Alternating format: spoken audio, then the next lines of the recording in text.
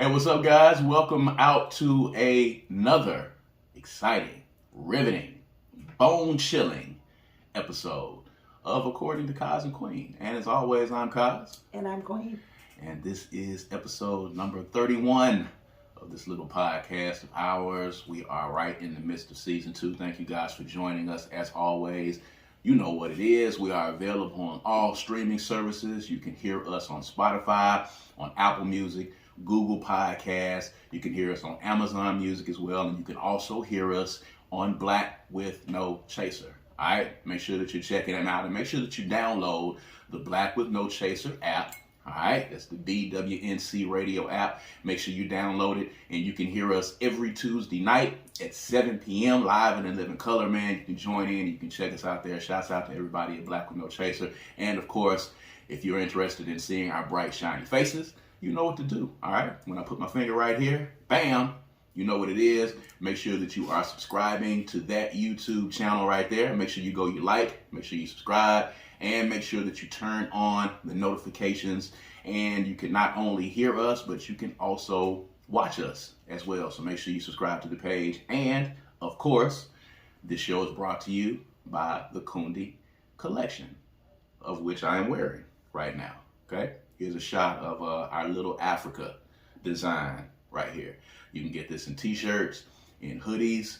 Of course, springtime is coming, so, the t-shirts are getting ready to be a thing again. But, if you're in Mississippi, where we are, you can experience several different seasons all in 1 week. And one time, we experienced them in an entire day, of course, as a matter of fact. So it's 80 degrees. Just maybe 5 or 6 days ago, and last night it was 29, I believe. So, we were out spring breaking on last week, had a fantastic time by the water, and one day it was really warm, and on the very next day it was biting cold outside.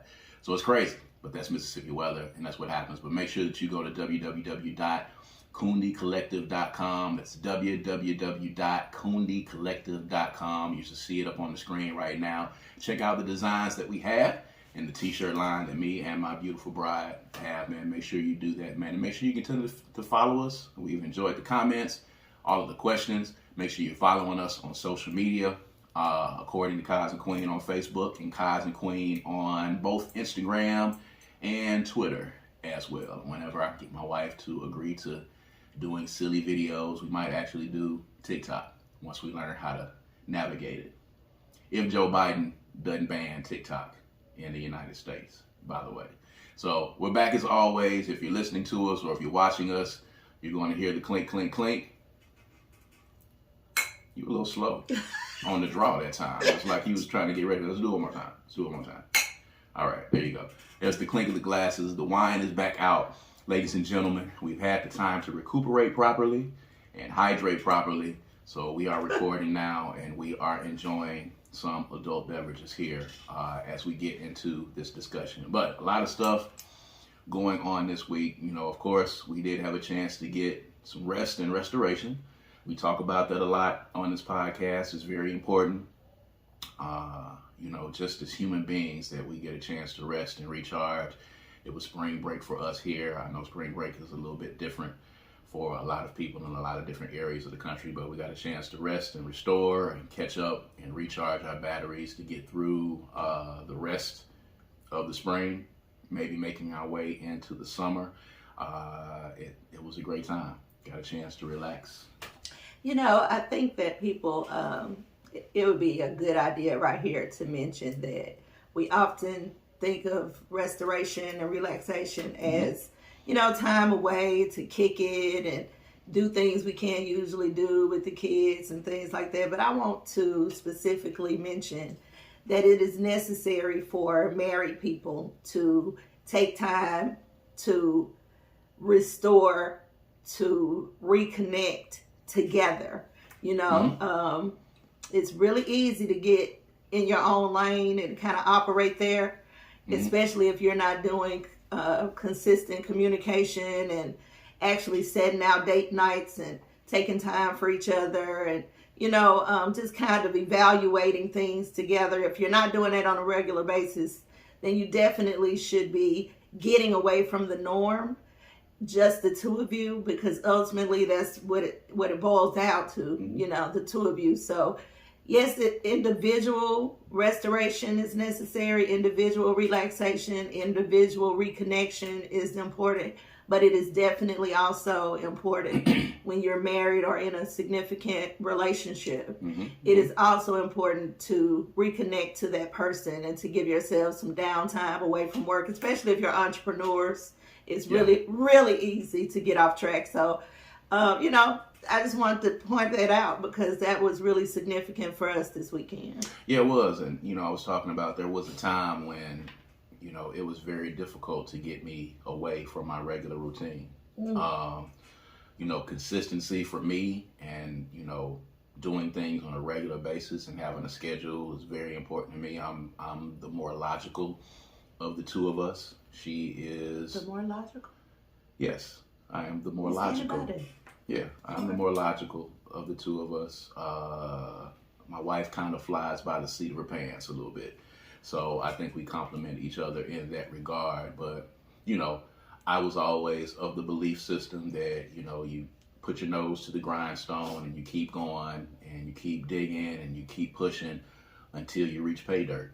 But in the meantime, while you're doing that, you have to give yourself time. And I have learned as the years have progressed, you got to give yourself time to get away from that. What exactly does fly by the seat of her pants mean? Fly by the seat of your pants means that, it's like whatever happens, whatever comes, we'll deal with it when it gets here.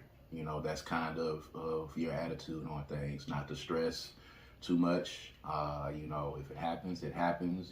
Things are not necessarily within our control. God will work it out and God will make it happen at the end of the day. Yeah, I am like that, but fly by the seat of your pants seems to me that you're out of control and kind of disconnected. But to the logical people across the aisle, that's what that looks like. Okay, well, that's not what it is. I'm absolutely connected. I'm very grounded. I just don't take my direction from the same place that you take your direction. I mean, that's fair. We're two different people in that regard. But I can say that over the years, I've definitely changed. This last time I was very intentional and have been very intentional for a minute about us getting away and getting out of town and getting some time for ourselves. And I think it's very important. And I think as you get older, I think that you will find that time is important. I see a lot of people now that kind of get it in their 20s, these 20-year-olds that are jet set and taking these trips and they're out on vacation all the time and using that PTO. We come from a different generation, of letting that PTO just pile up, just afraid that, something's going to come up and something's going to happen and, letting you're not going to have PTO just sit there. Yeah. They just let it sit there. And then, I guess the idea is you never know what's going to happen. All that means is that you're operating in fear. And then also that one day I got to retire and I'm going to need these days to get that big check. That's the driving force. Mm-hmm. Well, if you work yourself too much, by the time you retire, you ain't going to feel like doing nothing. Yeah, it's not.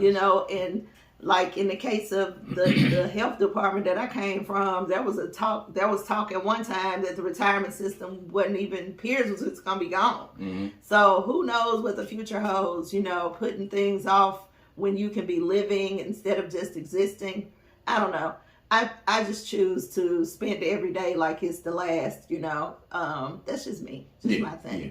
And that's why we're different in that regard. But there's something to be said for the balance. Yeah. Because what you bring kind of often puts me back on track, and what I bring often makes you get on tracks that you don't consider. So yeah. there is power in the balance. That balance is there. We wrangle each other in at times. Yeah. When it's necessary. For sure. So I mean, I think that's good in that fact. I think I told you this. My dad, when he retired, he had about, I don't know, he might have had close to maybe 4 years of PTO. That's a lot. That he had built up. I know a lot of people who had 1 or 2, but 4.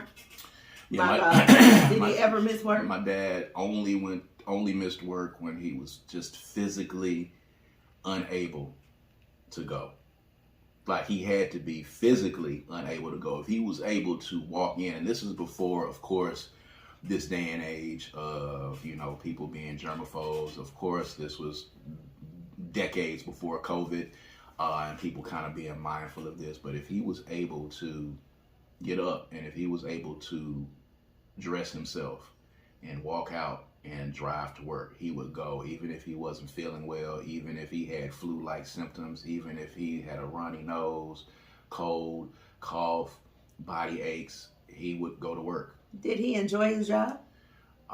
He stayed there for 40 years. Did he enjoy his job? You know what? I don't know if he ever enjoyed it. I know that he went because that's what he thought that he was supposed to do. Mm. And I always said that I don't ever want to be in those shoes. I don't ever want to be at a point where I'm going to a job. He comes from the generation of you graduate, you are born to work. You get a job. You get a job, you get one of them good jobs with the good benefits and the good retirement, and you stay in it and you just work it. You just close your eyes and you hold your breath and you work that job every day and you work towards the retirement so that you can live. And in between, you only take off if you're sick, or, unless there's some type of emergency or calamity that you have to. And, yeah, man, it was wild. I don't want to be in that same position. So, I'm working on being different about that. So, yeah, I put that PTO in. So, were you able to relax? I was able to relax. I enjoyed it. I was looking forward to it. And now, like a lot of people, I'm looking forward to the next opportunity to be able to take off a couple of days, even if it's not, traveling. Yeah. Just looking forward to the next couple of days of being there. Even if it's a Friday and I take the afternoon on a Friday off going into the weekend, I'm going to use that time. Yeah. I'm going to use it, and I'm going to stay in a good mental space so that I don't get in a rut. So, or burn out. Yeah. A lot of people just burn out. Yeah, I pledge to be able to do that. So, we talked about this on yesterday. If you're going to worry, don't pray. And if you're going to pray, don't worry. As you say, God will work it out and God will fix those things. So, I kind of let you take the lead on that and try to learn a new way of living. But in that regard, talking about some things that have been happening this week, a lot of conversations happen on Twitter. It's a lot of crazy conversations that happen. So one of the things that I kind of wanted to get your thoughts on, because this has been a discussion for maybe 2 or 3 days on Twitter, and I have to ask you, if you think about it, was Jesus broke? I don't know. Was Jesus real? I mean, I don't know. I mean, that's a deep. You're going super deep. I mean, because we always talk about not being religious people, but being spiritual people. I mean, you are familiar. You've been in the church. You are familiar, with the gospel and the Bible and Christianity and that kind of thing. From your memory, could you see an instance, or would you think, or would you have an opinion on whether or not Jesus was broke? I think the whole thing about Jesus was that he was broke, right? That he was humble. And, I think so. That he was there for the poor, every man, the enslaved people. And, yeah, so I think, where is this idea coming from that he was not broke? What's the argument? His trade was that of a carpenter, if I remember correctly, and I'm not a biblical scholar, but he was a carpenter. That was his trade. That's what he came up, doing at the time. So basically, that's what a contractor is these days, or a handyman is these days. So, I'm sure, he had to sustain himself. He had to feed himself. I have to go back and kind of read the scripture. You probably have to talk to a pastor about that. But Jesus being the everyman, and being the light post or the lighthouse for the poor and the downtrodden, I definitely don't see him having been a rich man. Especially considering, when they say, it's easier for an elephant to get through the eye of a needle than it is for a rich man to get into the kingdom of heaven. I don't see him being rich. The conversation itself is off-putting to me. I mean, why does it matter if he was rich or poor? He was still, he had a bigger purpose that money doesn't equate to. Right. So how do we get from talking about the purpose of his life down to something as trivial as if he was rich or poor? Right. These conversations are wild, and I think it comes from, we're in a social media age, and I think we've talked about this before. It's disgusting how, the term broke has become an insult. It's like, people are trying to figure out how to not be broke. It's embarrassing to be broke, or for someone to call you broke is like the ultimate insult. And if you are someone of Jesus' stature, or someone who was given as much as Jesus had, or just anyone in this world that we live in, that, you wouldn't have been or should not have been broke. As if, people don't understand that there are different levels to that. And there are different definitions of what broke is. Things have come down to money. Everything has come down to the amount of money that you have, and the amount of money that you make, and the amount of money that you're able to flash, and the amount of money that you're able to stunt with in front of other people. So much so now that we're having a conversation on whether or not Jesus Christ himself had money. It's weird. It's really a weird thing. It's subjective. You can make an argument either way, depending on the day and the time and the person.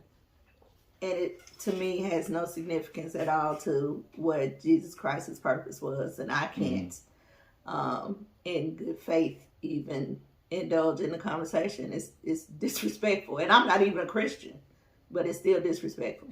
I mean, would it have made a difference? Would he have not been as impactful, is my question. If he was broke, would you have considered him to not be impactful? Would he still not be Jesus Christ if he was broke? You have to ask them. I mean, the people who are having a discussion. I'm curious to know why it matters. I got the eeks. Yeah. Having the conversation is just making me uncomfortable. It's really is. But we talk about those things that are happening, those conversations that take place, out there in the world, in the Twitter sphere, in the social media realm, or wherever it might be. And I thought it was just interesting because we've got to the point now where we're quantifying somebody's worth by whether or not they're broke or not. Well, that's today's world, so I guess it makes sense that they would go back and try to find something monetary to place on Jesus and measure him by that, which is just off-putting. I mean, maybe that's a question for someone who has a more disciplined understanding of and following for the Bible and Jesus Christ himself. I'm sure we have pastor friends and, family who we could direct those questions to and have a discussion about their opinions. But at the end of the day, I think it's just going to be a matter of that person's opinion because,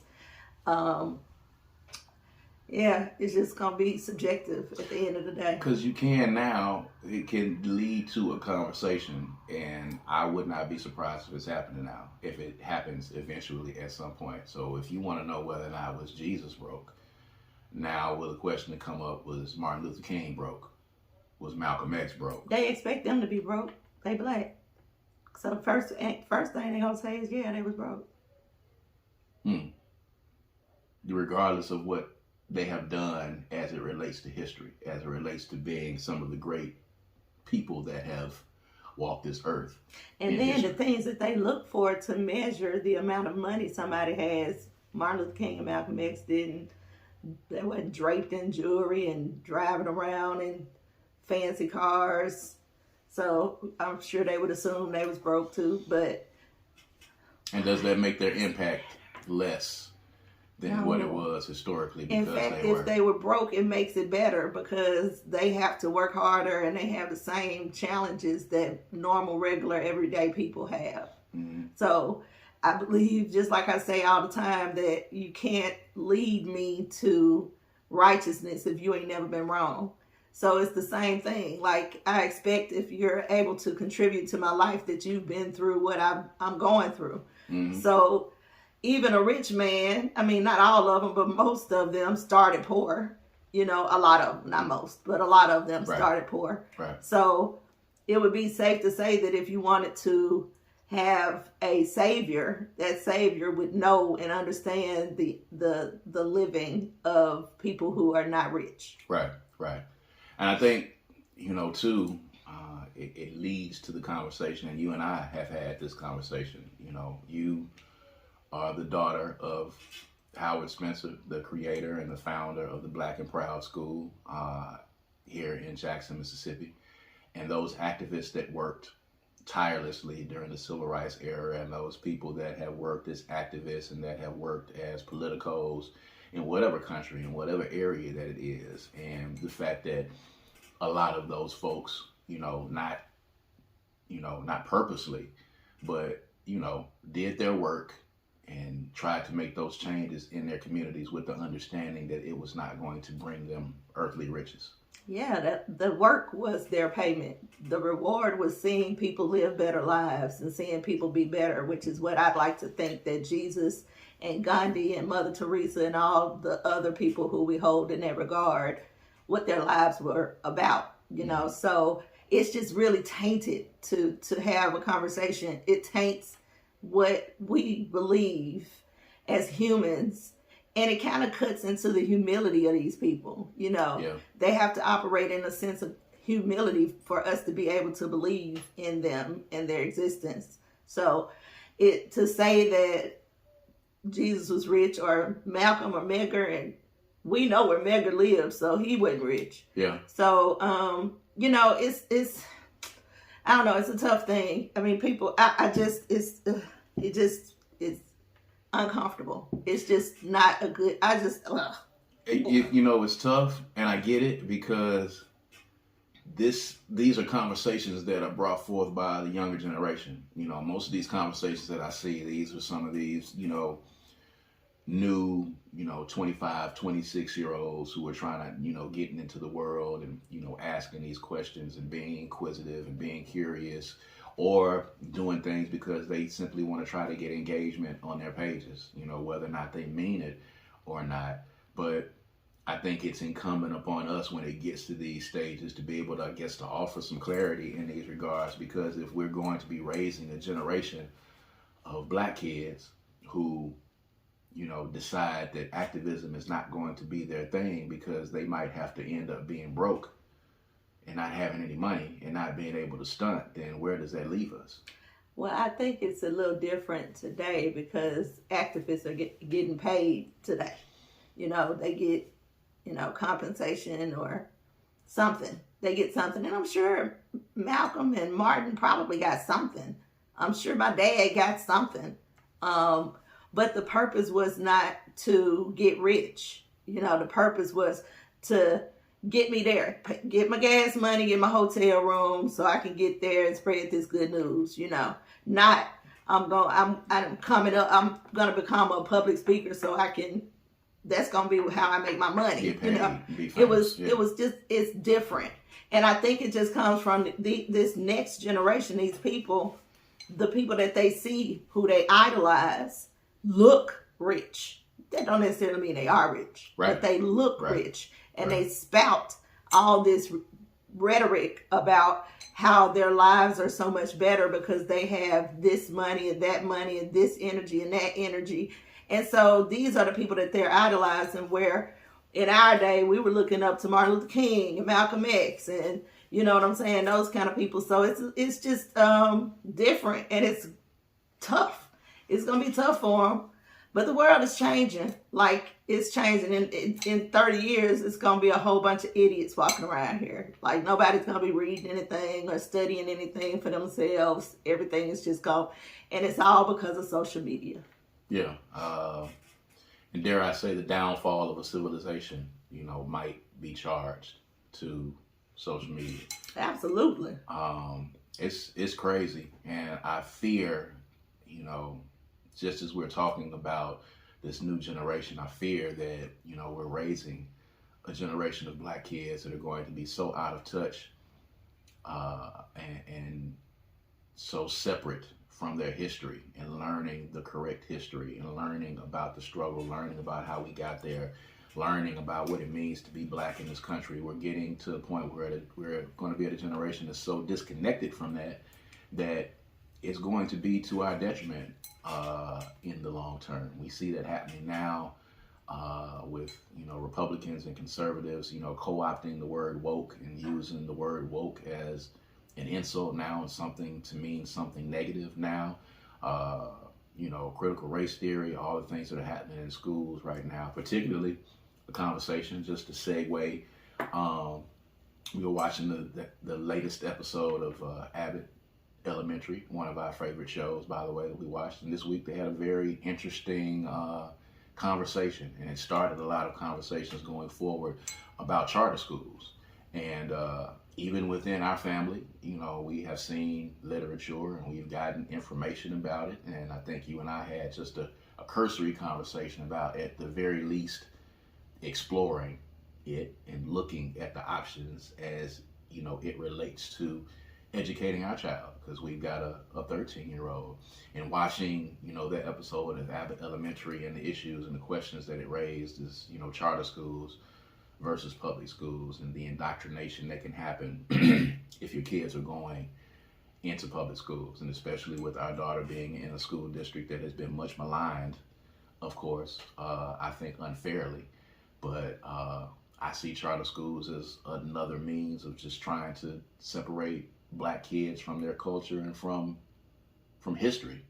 Some people look at it as a means of giving parents and giving kids school choice. I'm not exactly sure, but with you looking at the correspondence and then looking at that episode, what were some of your thoughts on charter schools and what their place might be in our community? I'm actually still trying to figure out how I feel about that. The only public school I ever went to was Clinton High. Mm-hmm. So I was in 10th grade before I even touched a public school. Mm-hmm. So I do have an affinity for private education. However, the way the charter schools are shaped in our communities, mm-hmm. it seems elitist and separate. Yes. But I do have to do some more research. Like, I don't know anybody particularly, I don't think, that readily comes to my mind that have had a child in a charter school. I'm sure I do know somebody, but I think Trina's daughter. Okay.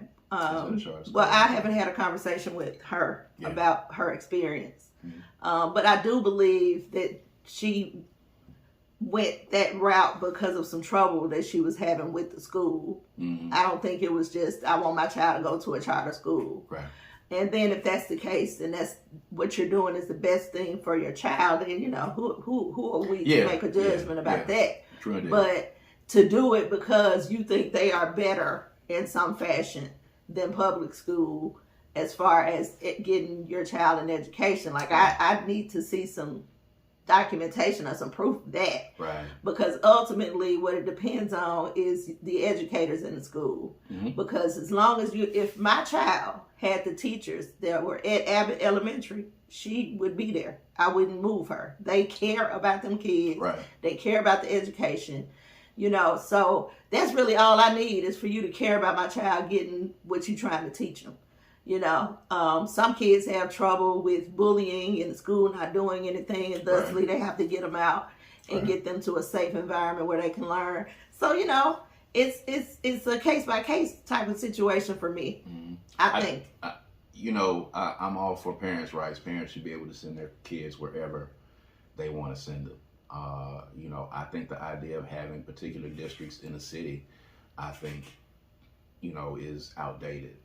I think, you should be able to tour all of the schools in the city, and if the faculty and staff of a particular school pleases you a little bit more than it does in some places. I believe you should be able to drive your kids to whatever school they want to go to. That's why I've always kind of been a fan of magnet schools. You know, we have one of the best magnet schools in the country. The #1 school in the state of Mississippi is in Jackson.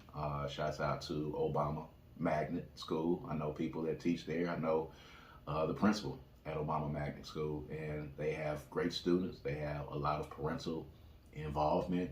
I think it's paramount that, you know, parents be able to have their choice. But, you know, when it comes down to the elitism that you talk about, you know, charter schools being able to pick and choose the students that they have in the school, you know, the curriculum not being guided by anyone, those things are really, you know, stickler points for me, because we just talked about the fact of raising a generation of kids that are separated and disconnected from their history. And, you know, in charter schools, they'll be able to teach whatever they want to teach, however they want to teach it.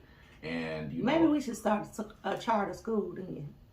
Maybe. That's focused on teaching African history, or history, period, the right way. Technically, the Black and Proud School Exactly. was a charter school. It was. Technically. A private school, you know, where the curriculum is, you know, not looked over by a particular, you know, body. And I don't know what the organizing body is over the charter schools in the country, but I'm sure there is one. But, you know, to me, you know, they target Black kids in majority Black schools, and sometimes in majority Black districts like, you know, JPS, where we live, and put them in schools where, you know, they can have an edited version of their history, so that we can create a generation of Black kids who are quote unquote colorblind, who know nothing about our history. And I think at the end of the day, that's one of the most detrimental things that can happen to us. It scares me that could happen, because, you know, we're pretty much already there. We're pretty much at the point now where all the kids know about is Martin Luther King and, you know, maybe Harriet Tubman. Our daughter had a report about Harriet Tubman and the Underground Railroad that she had to do. But how long is that going to happen if people have their way, even knowing about Harriet Tubman? And we know educators. I come from a family of educators. My mother, my siblings, I have cousins. We have friends that are teachers and principals in the public school system. And these people really, really care about those kids. They really, really care about educating those kids. They care about, you know, teaching young scholars. And to me, it's terrible, the bad rap that public schools are getting, particularly the public school district where we live in Jackson, Mississippi, which is a majority Black school district. You know, it's particularly unsettling the amount of negativity that is put upon that school district when we know people that are really working hard to educate our kids. You know, are there some teachers who come to school every day to just get a check? Yes. Are there bad teachers? Yes. Are there bad principals? Yes. Are there people who are able to slip through the system who aren't good for those kids? Absolutely. We see it every day, all over the country. The abuse that happens, the neglect that happens, the non-instruction that happens. Is that the case for everybody? No. Instead of putting this money in the charter schools, why not take that money that you're putting together for charter schools and give it to the public school districts and help to improve those districts? You know what I'm saying? Right. Caught you off guard a little bit. It's a real deep conversation though. But, you know, shouts out to Abbott. You know, there was even, you know, Quita Brinson, the creator and writer on Abbott, even had a back and forth with a few people. She was actually responding in the conversation on Twitter. It was somebody that tried to do, you know, have a little gotcha moment and say that, you know, Quinta went to a Quita, I think it's Quita, went to a charter school herself, and that she's given to a charter school. You know, she had to get them straight. You know, a lot of people are loud and wrong on social media too, but I think it's starting a discussion, and I think it was great. And that's what great TV shows do. They talk about what's happening actually in the community, and they start conversations. Right. So I think that was a really, really good thing about that. So we're going to keep looking into it, you know, like we did have the conversation here inside of our own household, because as parents, the first thing that you want to do is make sure that your kid is getting the best possible education that they can possibly get. You want to put them in the best scenario. And for some people, charter schools has been that thing. But, it's something that, parents are having to deal with at the end of the day. So, that was something that I felt like we needed to talk about because we are involved parents. We're very involved, and we're very concerned about the education of the little one. And this is something that's happening right now in Jackson, Mississippi, along with a lot of other things that are happening in Jackson, Mississippi. But anyway, getting to the good stuff. I want to first talk about, because I could not wait to have this conversation with you. You got a couple of things that, want to talk about, conversations that have been happening. Folks have been talking about Ciara and Russell at the Oscars in this dress. The Twitter sphere and the social media sphere was abuzz with what the men thought, of course, who got this super machismo, this generation of young fellas here who, feel it necessary to try to dictate how women should dress and act. But they were none too pleased with Ciara's choice of dress. And they felt like Russell, it felt like his facial expressions were stressing that. And then the conversation came up about what's appropriate for a married woman to wear. And of course, all the usual suspects with the memes and the pictures of, LeBron James' wife dressed a certain way and then Ciara dressed a certain way. And Ciara's getting ready to leave Russell, and Russell can't control his woman, and she has no class because look at these women here and look at Ciara and look at her dress. So as a woman, I want to get your thoughts on that as you were seeing. Oh, Lord. I don't care what Ciara wear. I mean, I know you don't care.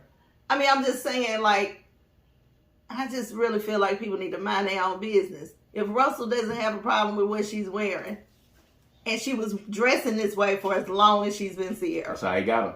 So what is the difference now? All of a sudden she's supposed to be somebody else. She's still Ciara. She's still who she is. Suddenly, because she's married, she's supposed to be something different. And mind you, if he had a problem with it and he did not want her to look that way and she did it anyway, that would be a problem. But I'm not sure that he has a problem with it. I don't know anything about these looks. I didn't see no looks that he gave her. Well, these are the same people that put the diagram on Rihanna and A$AP Rocky's picture. So, there were people circling his face, and you capture a picture at a moment in time, and, he appeared to be kind of looking off into space. And, of course. He was probably looking at somebody taking a picture. Who knows what it was? Correct. There were several other white women dressed in scantily clad dresses. Indeed. That I didn't see anybody have anything to say about. They are also married. So it wasn't about the marriage thing. What it was about was simply that they think that married women should not be sexy. Right. For anybody but their husband. Right. And that day is of old. Women are not dressing. Olden days. Women are no longer dressing for men. They are dressing for themselves. If you happen to like it and you see it, cool. If you don't, that's cool too. She dresses like that because that's what she look like. I mean, that's what she looks. That's what she likes to look like, and she looks good. She got the body for it. Absolutely. Y'all would hate me if I was her size, honey, because you would get tired of these skins. Let me tell you something. And I'm going to be honest with you guys, a transparent moment here on this podcast, and I want you to remember that you heard it. You can take this and you can put this clip out there to the world. I love my wife's breasts, okay? I think that they are magnificent. I tell her often, and she will tell you as you are watching this right now, that when we go out, I often encourage her to put them boys up and put them out on display. I want to see them breasts out. I want them out. I want everybody to see the breast out. And if she was willing to and wanted to wear that outfit that Ciara had on for people to be able to see these magnificent breasts of hers, I would be in total agreement with it. I don't have any problem with it at all whatsoever. Because as a man, the thought process, you can look at my wife's breasts all day long. You can look at them because we've seen breasts ever since HBO started. And you had the scrambled porn channel, on the other end of the Time Warner cable end, when you try to go in there and you try to watch the scrambled porn channel at the back. And HBO and Cinemax After Dark started. Everybody knows what breasts look like. Everybody knows what naked women look like. The difference between you guys and Russell is that Russell is going to get to go home and he's going to get to touch them breasts. He's going to get to fondle them. He's going to get to motorboat them. He's going to get to do whatever he wants to them. And you will just be looking at him. Talking about what she looks like. Talking about what she looks like at the end of the day. So if my wife wants to go out with her breast out, in which I encourage, again, her to do so because they're voluptuous, and I love them. Love to put my face in them. Love to motorboat them. I love to grab them. I love to squeeze them. And I would love for y'all to see how big and voluptuous they are. Oh my God. And even if you did, you would only be looking at them. Because I get to go home. And I get to put my face in them breasts. And you don't. And all you be doing is just looking at some breasts. Which you see breasts every day. Everybody sees breasts every day. Everybody sees naked women every day. You can go online and you can see them every day. There's a difference in looking and touching. And it doesn't mean anything to me at all whatsoever because I am a secure man and secure in my manhood. And I am proud of my woman. And I am proud of the body that I worked very hard to be able to have exclusive access to. I worked hard to have exclusive access to this body. So you wouldn't be able to get a chance to get it. I don't care if you get in her DMs. I don't care if you message her. I don't care if you get in the inbox on Facebook. All you want to, because you saw those beautiful, voluptuous breasts, is nothing that you're going to be able to do to get your hands on them. It's not going to happen. So for me, all it is just your insecurity is showing. You don't think that you live enough to keep your woman. And if you think that Russell is not live enough to keep his woman, you're crazy because she's not going anywhere at all whatsoever. You've seen Ciara's breast and you've seen her ass.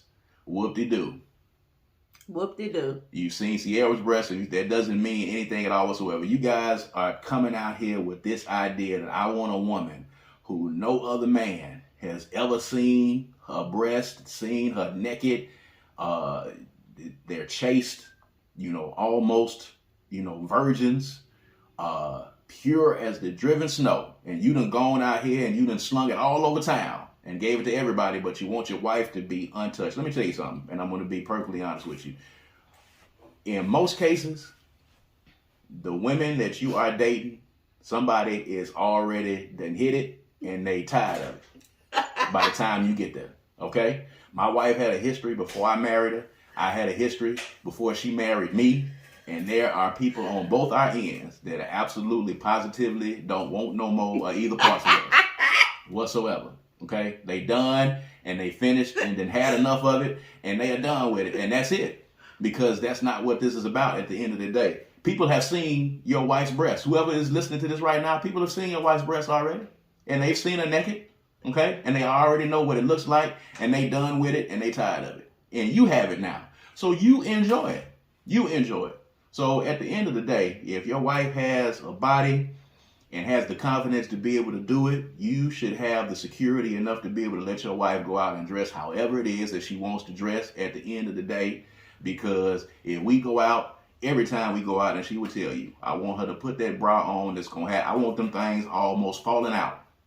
I want that cleavage out. And when people walk by, I want all the dudes, I want their eyes to be honed in right on my wife's breast and look at them because you're just going to be looking at them. I want you to look at them. I want you to look and see what you will never, ever be able to touch and what you will never, ever be able to have. I want you to get a good look at it. You know what I'm saying? She tries to keep them subdued because that's her choice. And if she decides to not dress like that, then that's fine. I don't have any problem with that at all whatsoever. But if it was up to me, I say put them boys out there and let the world see them because I love them. And when they see him, and y'all see him and get all riled up, oh man, I done seen Kaz's wife's breasts. Yeah, that's great. You done seen them. But you've seen breasts like that. Everybody's seen breasts before. It's no big deal. Stop acting like you're 12 and, you at home late at night at 2, 3 in the morning and you trying to sneak and watch HBO Max at your house. Stop trying to do that. Or Cinemax After Dark. You know what I'm saying? You act like you just ain't never really seen breasts before in your life. So shouts out to Ciara and shouts out to RussellWilson because at the end of the day, he gets to go home with that body and you don't. Most of you who have made these memes and put these posts out, y'all are not going home to any woman at all whatsoever. You're going home alone. And you know what you're caressing? Well, it's definitely not a woman. You're caressing yourself at night in most instances. All right. So there's that. So grow up, dudes. If you got a woman with a great body, let her show that body out. They brought up, what's her name? What's Gucci's wife's name? The one that you like? Don't act like you don't know her name now. Keisha Kior. Yes. Keisha Kayor. They was talking about the outfit that she wore that time, and it was out there on her. She always out there too. Yeah, and she's proud of her body, and Gucci is proud of having a woman with a body like that. Because guess what? You're not gonna touch this woman either. You'll never ever be able. Y'all be concerned about women that the bulk of you will never ever be able to touch in your life. You'll never even be able to get a woman with the body of Ciara or Keisha or Kay. What's the last part? I'm just gonna say Keisha. You'll never be able to get a woman as fine as Keisha or as fine as Ciara. You're not gonna even be able to get into that realm. So it's not even anything for you to worry about. You may have a woman who does not need to show off her body. Who knows? But that's on you. But as far as this household is concerned, I like the breasts, and I want the breasts to be seen as much as they possibly can because they're voluptuous and delicious and great. And that's the way I feel about it, and I am proud of them. And I want y'all to take a good look at them because you'll never be able to touch them, just me. And that's it on that. Now, the floor is yours.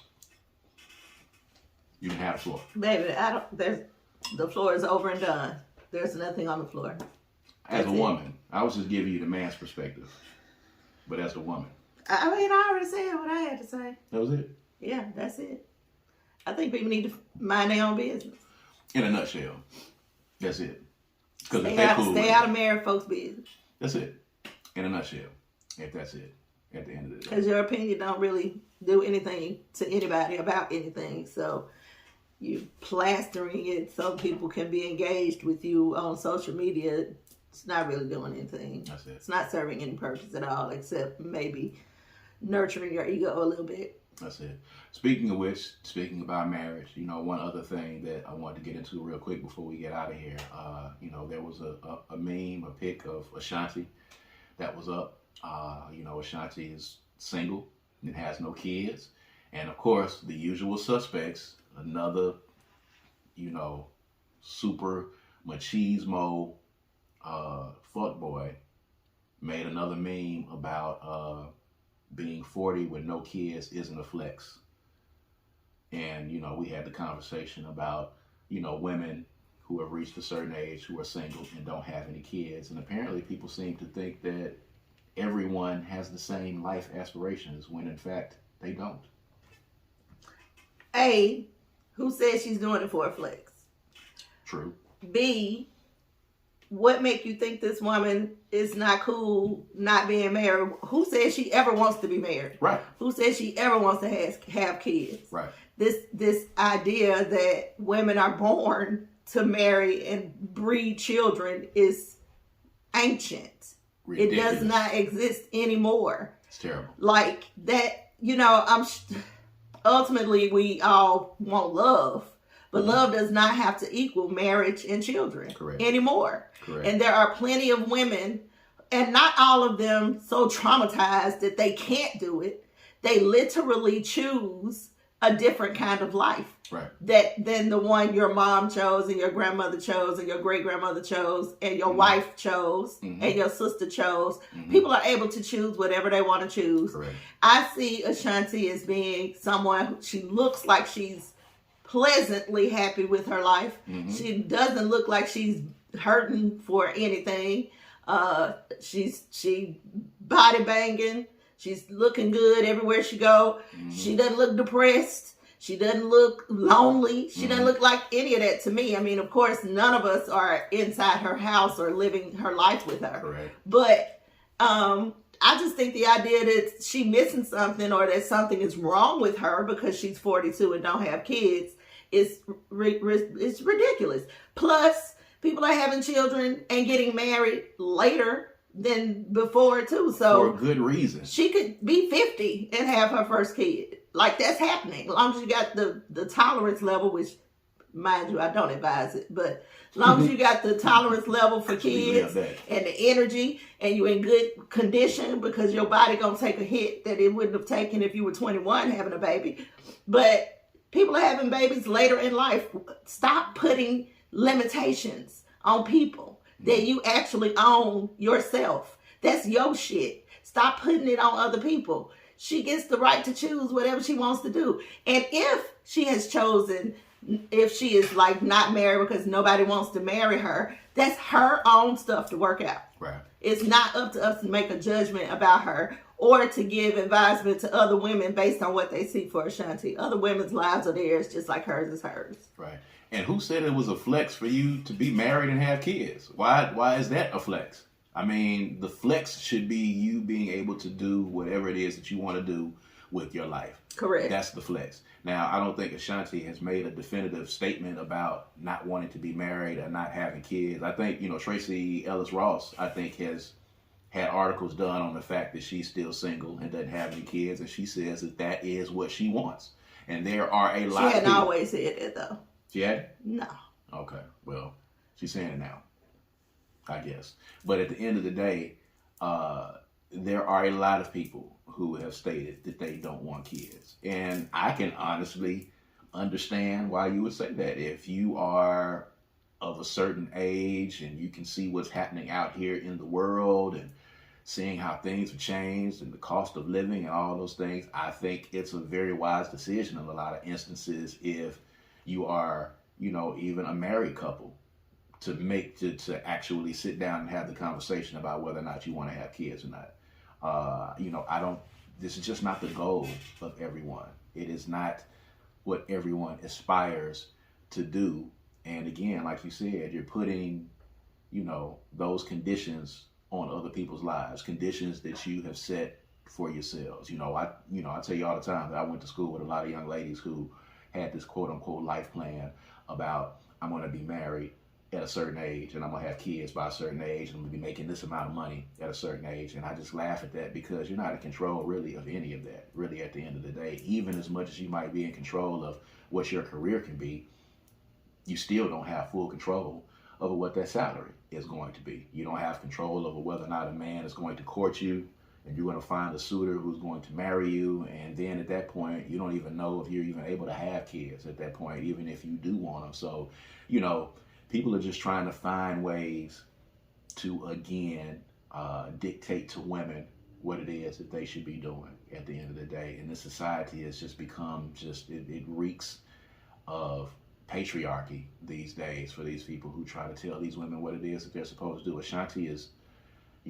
still making money. I haven't heard any new songs or any new records, so I'm assuming that she, for whatever reason, she's still touring and she's doing her thing. And that's fine too. So she's able to travel the world without the limitations of having kids that she has to worry about, without having another man that she has to worry about. And I'm pretty sure, judging from the pictures, and you saw the pictures, Ashanti could get a man and get married at the drop of a hat. She could snap her fingers, and I'm pretty sure someone would come running and would put a ring on Ashanti's finger and marry her and make the effort to impregnate her at the very same time. I think that's totally on her time. And I think independent women who have choices and have options, I think that just scares the shit out of a lot of men. I'm sure. I think it just scares them to have a woman because who where is does not. it leave them? Yeah. But women also, I want you guys to know that you have the right to flow as well. If you're 40 and you've wanted a baby and a kid all the way up to 40, you turn 43 and suddenly you don't anymore, that's fine. That's your choice. You have the right to make any choice that you want with your life. Mm-hmm. Like, the only thing you need to do is make sure that you're being transparent and honest with yourself and not lying to yourself and living on a mask and a veil.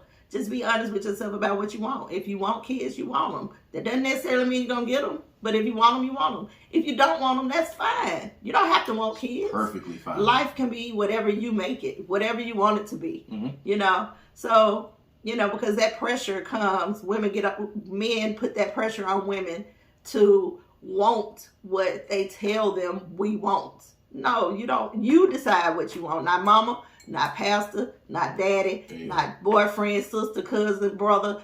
You decide what you want. If it's kids, that's fine. If it's not, that's fine. If it's a man or a woman or a boy or a girl or 2 children, 5 children, 10 children, you have the right to choose. It's up to you. At the end of the day, the flex is you doing you. The flex is living your life and being happy however you see it fit to be happy. So don't let a man tell you that you have to be married or that there's something wrong with you if you're not married. You know, a lot of people are saying now because she's 40 and doesn't have any kids, you know, she's not marriage material. No man wants her because she's at this age. That's hate. It's just hate, man. That's hateration all day long. God, man. It's a lot of you dudes. Y'all are really out here every day just embarrassing the species. Every day. The male species, y'all are out here every day just embarrassing us. And it's terrible that I have to watch this happening because a lot of it is this younger generation. And the crazy thing about social media is that A, it gives everybody a platform to speak their mind, and then B, the downside of it is that it gives everybody a platform to speak their mind. I think people need to be responsible for what they speak in. Yeah. There's no accountability. Yeah, and they're basically just posting their own insecurities out to the world. Yes, Lord. And it's loud and it's embarrassing. You know, and for a lot of guys and for a lot of women, you know, even the one that said that Jesus was broke. I mean, I think you got to live a little bit of life. You know, a lot of these are coming from the minds of, you know, 20-something-year-old folks who, you know, may have lived some life experiences, but you're going to have a lot more life experiences under your belt when you get into your mid-30s and in your 40s to be able to speak a little bit more intelligently about these things. And that's coming from somebody who heard that very same thing when I was in my 20s and I thought that I knew everything. And I hate to sound like that guy, you know, the get off my lawn guy. I hate to sound like that, but there's something to be said for living some life and having some experiences. There's something to be said for it because I do know that, you know, I think totally different than I did when I was in my mid-20s and my late 20s. Sure. And I think that's the good thing about being around people that challenge you to think. And hopefully that's what we do when you listen to us, you know, and thankfully all the people that have been, you know, waiting to hear our take on a lot of these things that are going on in current events right now in the world. We appreciate y'all, you know, so hopefully at some point these conversations that we're having between a husband and wife in the privacy of our own home to bring to you guys, hopefully they make you think and they make you laugh. You know, hope you enjoy what we talk about because this is a labor of love for us. We like doing this and we kind of like just letting you guys know what goes on in the minds of the Franklins, in the Franklin household, because it's crazy. Let me tell you. It's crazy, but we appreciate y'all, man, and y'all keep listening, and y'all keep watching. What you shaking your head for? It's crazy out here, ain't it? Thank y'all for tuning in today. There it is. There it is. So anyway, on that note, man, we appreciate you guys. As always, I'm Kaz. And I'm Queen. And this is According to Kaz and Queen. We're going to see you guys next time. All right? Peace and power. Peace.